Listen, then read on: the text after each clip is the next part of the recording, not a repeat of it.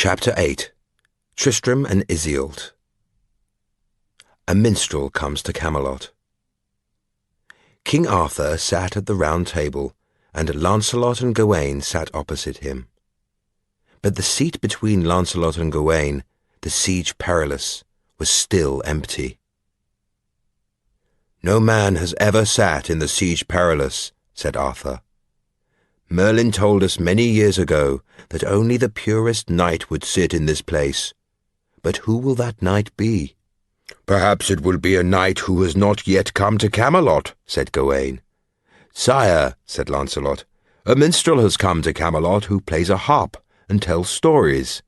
He has travelled to Ireland and knows many stories. Perhaps he can tell us the name of a famous knight whom we do not know." So Arthur called the minstrel to the great hall. All the knights and their ladies sat and waited for the minstrel to tell a story.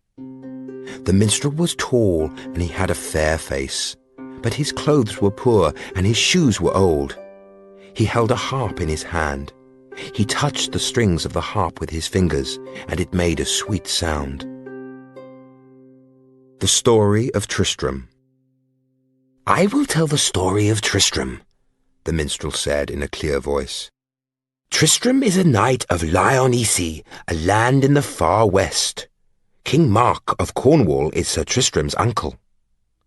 Before Arthur became king, there was war between Cornwall and Ireland. The rulers of Ireland were King German and Queen Iseult. The armies of Cornwall and Ireland fought each other, and Cornwall was defeated. Iseult's brother, Marhault, was a fierce warrior. He was the king of Ireland's champion.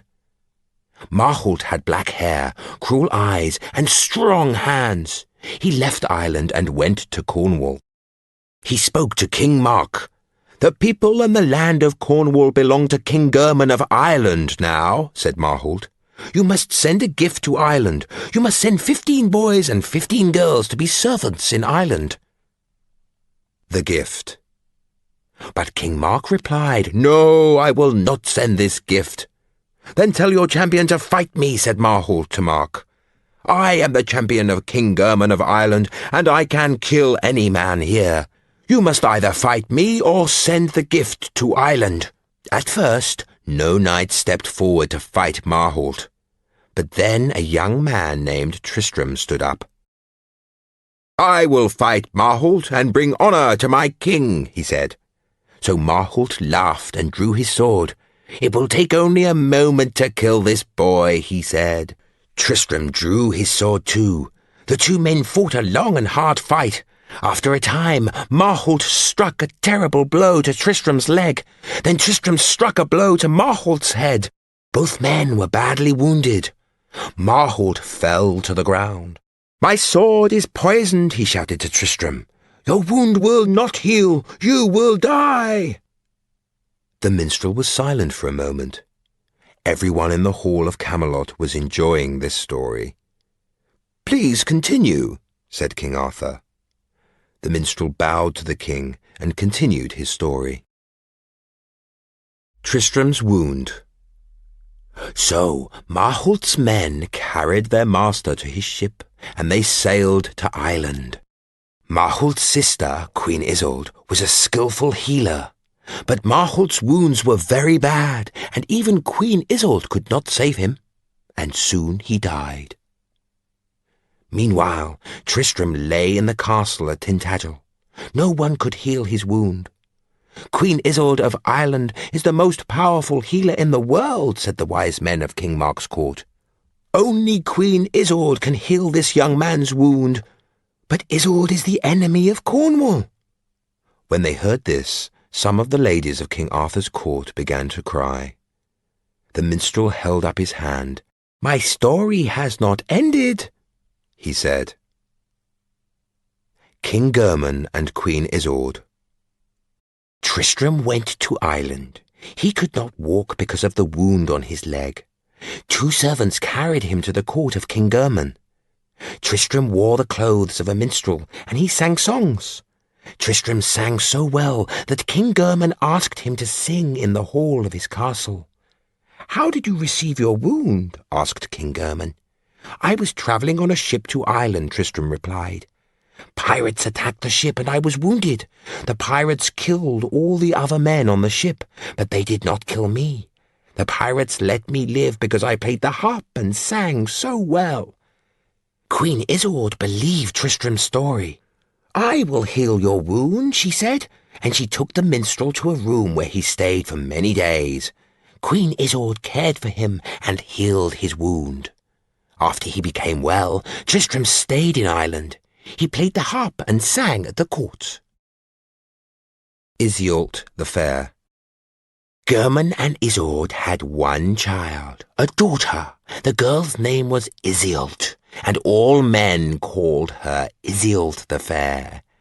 King German asked Tristram to teach his daughter. "I want Iseult to sing and to play the harp," said the king. "Please be her teacher." So Tristram stayed in Ireland and taught Iseult.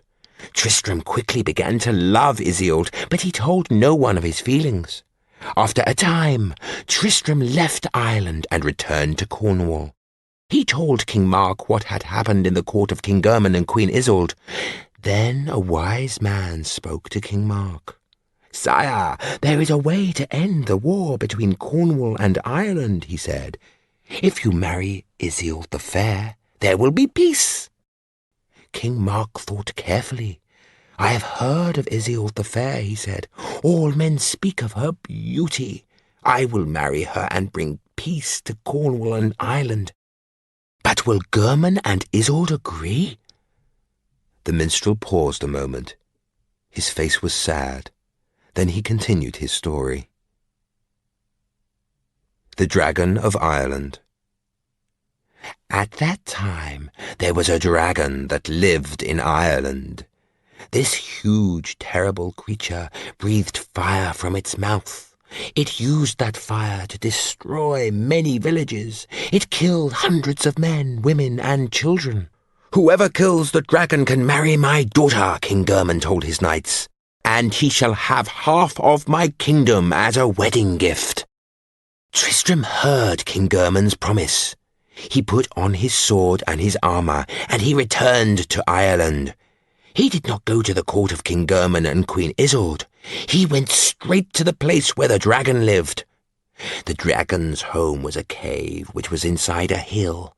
The entrance of the cave was surrounded by black rocks. The rocks were black because flames had come from the dragon's mouth and burned them. Many knights had tried to kill the dragon, but they had failed. Their bones lay on the ground outside the cave. Tristram watched the cave from the top of a hill. He saw 3 knights riding towards the cave. They carried swords and shields and spears. Then smoke and flames came from the cave. Tristram heard the cries of men and the sounds of fighting. Tristram got on his horse and rode towards the cave. The dragon was standing by the bodies of the dead knights. The dragon's back was covered in hard green and blue skin. It had long, sharp claws on its feet. Its teeth were sharp and white, and smoke came from its mouth. Tristram lifted his spear and rode his horse straight towards the dragon. The dragon opened its mouth to burn the knight. Tristram's spear went into the dragon's mouth and down its throat. The dragon roared loudly. Then it struck its claws into the body of Tristram's horse and killed it. Tristram was thrown to the ground, but he got up quickly. The dragon was badly wounded. Tristram's spear was in its throat. When the dragon finally fell to the ground, Tristram ran towards it. He drove his sword into the dragon's soft stomach and killed it. The Knights of the Round Table were enjoying this story. They laughed and smiled. Tristram claims Iseult for King Mark. The minstrel held up his hand and continued his story. Tristram cut off the dragon's head and took it to King German. "You have been to this court before," said Queen Iseult. "You are a minstrel. You taught my daughter to play the harp. Are you also a knight?" Tristram answered in a clear voice. "Yes," he replied. He turned towards King German. "I am Sir Tristram of Lyonesse," he said. "I am the champion of King Mark of Cornwall. I have killed the dragon. Now King Mark can marry your daughter. My king no longer wants to make war against Ireland. He wants peace between our two countries." King German turned and spoke to Queen Iseult. "Sir Tristram is a good and honest knight," he said. "The marriage between King Mark and our daughter will bring honour to both our countries." "Prepare my ship," said King German. "Sir Tristram will take our daughter Iseult to Cornwall. There she will marry King Mark." That night, Queen Iseult spoke secretly to her daughter's servant. "I have made a love potion," she told him. "The potion is in this bottle of wine. You must take the bottle to Cornwall. There, King Mark and my daughter Iseult must drink the wine on their wedding day. It will make them love each other forever. Do not let anyone else drink the wine." Then Tristram and Iseult left Ireland. The wind was fresh. The ship sailed swiftly like a white bird. Tristram and Iseult talked and laughed in the spring sunlight. Tristram was sailing home. Soon Iseult began to fall in love with the young knight. The Love Potion. Iseult's servant did not like the sea. She felt ill, so she lay down and slept. And while she slept, Tristram saw the bottle of wine. "Let us drink and be happy," he said to Iseult. Tristram and Iseult drank the love potion. Already they loved one another, and the potion made their love stronger. Now they loved one another until the ending of the world, and they loved with a love greater than any in the world. The ship reached Cornwall, and King Mark welcomed Tristram. "You are my greatest knight and my champion," said King Mark, "and Iseult is the fairest maiden in the world. We shall be married immediately." So King Mark married Iseult the Fair. But Iseult loved Tristram, and after her wedding to King Mark, Queen Iseult met Sir Tristram in secret. They met in forests and places where no one saw them. But people soon began to talk about Iseult the Fair and the king's champion. The other knights spoke to King Mark. "Your wife and the champion are untrue to you. They are lovers," said the knights. Tristram and Iseult are parted. When King Mark heard this news, he was angry. "If this is true, then Tristram must die," he said, "and Iseult shall live in a nunnery so that no man may see her face again." But King Mark was not a cruel man. He loved Iseult and remembered the brave deeds of his champion Sir Tristram. King Mark spoke to Tristram. "Leave my kingdom and never return," he said. "You will never see Iseult the Fair again." Here the minstrel ended his story. No one spoke in the great hall of Camelot. There was only one sound, the sound of someone crying. Tears were falling from Lancelot's eyes. "Minstrel, how do you know this sad story?" asked King Arthur. "And is it a true story?" "Yes, sire," answered the minstrel. "I know that the story is true because I am Tristram of Lyonesse." "Welcome, Sir Tristram of Lyonesse," said Arthur. "There is a seat for you here at the Round Table." Sir Tristram becomes a knight of the Round Table. So, Tristram stayed in Camelot and became a knight of the Round Table. He did many good deeds and lived happily in Camelot. But he never forgot Iseult the Fair, and he wanted to see her again. Tristram married several years later. His wife's name was also Iseult, but she was called Iseult of the White Hands. Tristram was a kind and good husband, but he did not love his wife. Sir Tristram loved Iseult the Fair. His wife, Iseult of the White Hands, knew this, and she was jealous. Even after King Mark died, Tristram of Lyonesse could not be with Iseult the Fair because he was married to Iseult of the White Hands. Tristram sends for Iseult. One day, a man attacked Tristram while he was riding in Lyonesse. Tristram fought the man and killed him, but the man had a poisoned spear which wounded Tristram in the thigh. "I am going to die," Tristram said to his servant Corbinal. "There is poison in the wound, and it cannot heal. Only Iseult the Fair can save me. She is a great healer, like her mother. Take a ship to Tintagel and fetch the fair Iseult." Then Tristram spoke to Coronel again. "I may die before fair Iseult arrives," he said, "or she may not come at all. So I beg you, make me this promise. If Iseult the Fair comes, raise a white sail on your ship. If she will not come, raise a black sail.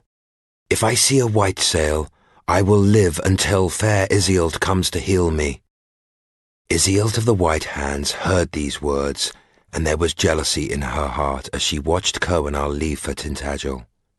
But she looked after her husband and did not speak of her feelings. The Black Sail and the White Sail. Coronel sailed to Tintagel and spoke to Queen Iseult the Fair. "Sir Tristram is wounded," he said. "He will die unless you help him. He asks you to come with me to Lyonesse."